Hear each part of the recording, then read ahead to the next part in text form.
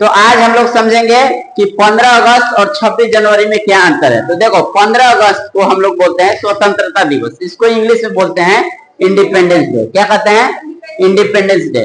और 26 जनवरी को हम लोग बोलते हैं गणतंत्र दिवस, इंग्लिश में क्या कहते हैं? Republic day. इंग्लिश में क्या कहते हैं? Republic day. ओके, अब देखो 15 अगस्त और 26 जनवरी, 15 अगस्त को जब हम मनाते हैं ना तो इसको बोलते हैं ध्वजारोहण, इसको क्या कहते हैं? ध्वजारोहण। और 26 जनवरी को हम कहते हैं झंडा फहराना। क्या कहते हैं जी? झंडा फहराना। तो देखो ध्वजारोहण का मतलब हो गया कि झंडा पहले नीचे से ऊपर ले जाएंगे, झंडा को क्या करेंगे? नीचे से ऊपर ले जाएंगे। क्यों ऐसा करते हैं? 26 जनवरी को झंडा फहराने का मतलब झंडा पहले से ही ऊपर रहेगा। झंडा कहाँ रहेगा? पहले से ही ऊपर रहेगा, उसमें गांठ बांधा रहेगा और गांठ को खोल देंगे और झंडा क्या होगा? फहरने लगेगा। इसीलिए इसको बोलते हैं झंडा फहराना। इसको क्या कहते हैं? झंडा फहराना। आज ध्वजारोहण का मतलब क्या हुआ? झंडा को नीचे से ऊपर ले जाके फहराना है, नीचे से ऊपर ले जाके फहराना है। क्यों ऐसा? इसको इंग्लिश में बोलते हैं फ्लैग होस्टिंग। क्या कहते हैं? और इसको बोलते हैं फ्लैग अनफर्लिंग। फ्लैग अनफर्लिंग। ओके, इतना बात सबको समझ में आ गया। अब क्या होता है कि देखो 15 अगस्त 1947 को, 15 अगस्त 1947 को हम लोग को आजादी मिला। हम लोग को क्या मिला? आजादी। इसीलिए हम उस दिन स्वतंत्रता दिवस मनाते हैं, इंडिपेंडेंस डे मनाते हैं। किससे आजादी मिला? तो हम लोग ब्रिटिश के हाथों से। किसके हाथों से? ब्रिटिश के हाथों से। जब हम ब्रिटिश के गुलाम थे तो 15 अगस्त 1947 को आजाद हुए। तो क्या हुआ कि उस समय तक ब्रिटिश का झंडा ऊपर लहर रहा था, ऊपर फहरा रहा था। ठीक है, तो ब्रिटिश का झंडा को उतारा गया और भारत के झंडा को ऊपर से लेकर नीचे से लेकर ऊपर ले गया। ठीक है, इसीलिए 15 अगस्त को हम लोग ध्वजारोहण कहते हैं। क्या कहते हैं? ध्वजारोहण। क्यों? बात समझ में है ना कि ब्रिटिश का झंडा को क्या किया गया? उतारा गया, नीचे लाया गया और अपना झंडा को ऊपर ले जाया गया। इसीलिए इसको क्या कहते हैं? ध्वजारोहण। और झंडा फहराने का मतलब 26 जनवरी को हम लोग क्या करते हैं? झंडा ऊपर ही है, गांठ बना है, उसको क्यों खोलना है? क्यों 26 जनवरी को ऐसा करते हैं? क्योंकि हमारा देश आजाद हो चुका था। हमारा देश क्या हो गया था? आजाद हो चुका था। और अब क्या करना था कि 26 जनवरी 1950 को संविधान को लागू किया गया। संविधान को क्या किया गया?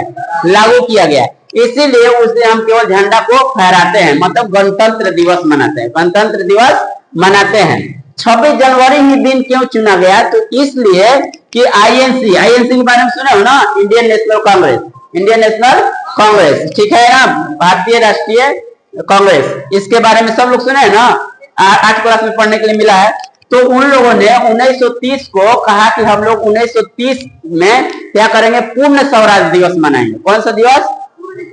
पूर्ण स्वराज दिवस मनाएंगे। ठीक है, तो 1930 को, इसीलिए 26 जनवरी 1930 को उन लोग आईएनसी द्वारा 1930 में क्या किया गया? पूर्ण स्वराज दिवस मनाया गया। पूर्ण स्वराज दिवस क्या किया गया? मनाया गया। तो उसी दिन को 26 जनवरी को ही याद रखने के लिए, उस दिन को, हिस्टोरिकल मोमेंट को याद रखने के लिए हम लोगों ने 26 जनवरी 1950 को भारत का संविधान को पूरा लागू किया। भारत का संविधान बन के कब तैयार हुआ था? तो भारत का संविधान बन के तैयार हुआ था 26 नवंबर 1949 को। 26 नवंबर 1949 को उस दिन अपनाया गया था। क्योंकि हम लोग पढ़ते हैं ना, हम भारत के लोग, भारत को एक संपूर्ण प्रभुत्व संपन्न समाजवादी, तो उसके लास्ट में लिखा रहता है ना कि आज तारीख 26 नवंबर 1949 को, द्वारा ये पढ़ते हैं ना। तो इसका मतलब 26 नवंबर 1949 को इसको अपनाया गया था। क्या किया गया था?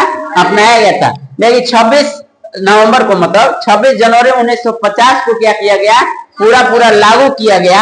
इसीलिए हम लोग 26 जनवरी को झंडा को क्या करते हैं? फहराते हैं। झंडा को क्या करते हैं? फहराते हैं। और 15 अगस्त को आजादी मिली थी, इसलिए झंडा को क्या करते हैं? ध्वजारोहण करते हैं, नीचे से ले जाकर ऊपर क्या करते हैं? फहराते हैं। ओके, 15 अगस्त को प्रधानमंत्री द्वारा झंडा को क्या किया जाता है? ध्वजारोहण किया जाता है। कहाँ पे?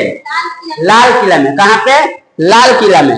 लेकिन 26 जनवरी को कौन करता है? राष्ट्रपति। 26 जनवरी को कौन करता है? राष्ट्रपति। ये कहाँ फहराया जाता है? तो लाल किला पर। कहाँ पे? और ये 26 जनवरी पे कहा? कर्तव्य पथ। लाल किला भी पुराना दिल्ली में है और कर्तव्य पथ भी दिल्ली में है। तो 15 अगस्त और 26 जनवरी मतलब इंडिपेंडेंस डे और रिपब्लिक डे में क्या अंतर है? बात समझ में आ गया ना? सबको समझ में आ गया? ओके।